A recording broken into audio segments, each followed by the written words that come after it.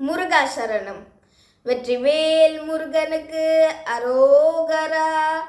ஐந்து கரத்தனை ஆனை முகத்தனை இந்து நிலம்பிரை போலுமேற்றனை நந்தி மகந்தனை ஞான கொழுந்தினை புந்தியில் வைத்தடி போற்றுகின்றேனே.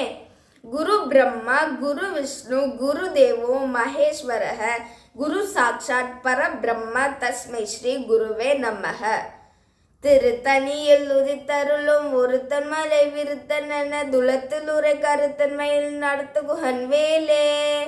முருகாசரணம். முருகாசரணம். இன்னைக்கு வேல்மாறலோட நம்ம 9வது பாடல் பார்க்க போறோம். பழுத்தமுது தமிழ் பலகை இருக்கும் ஒரு கவிப்புலவன் இசைக்கு உருகி வரை குகையை இடித்து வழி காணும். இன்னொரு தடவை சொல்றேன். பழுத்தமுது தமிழ் பலகை இருக்கும் ஒரு கவிப்புலவன் இசை குறுகி வரை குகையை இடித்து வழி காணும். பழுத்தமுது தமிழ் பலகை இருக்கும் ஒரு கவிப்புலவன் இசை குறுகி வரை குகையை இடித்து வழி காணும். திருப்பரங்கிரின்னு ஒரு மலை. அந்த மலையில கற்கிமுகி அப்படின்னு ஒரு அரக்கி.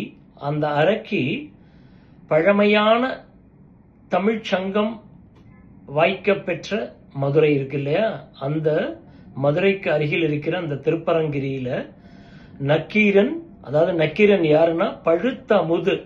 பழுத்த அப்படின்னா பழைய அமுது போன்ற தமிழ்ச்சங்கத்தை சேர்ந்த ஒரு கவிப்புலவன். யாரு கவிப்புலவன்?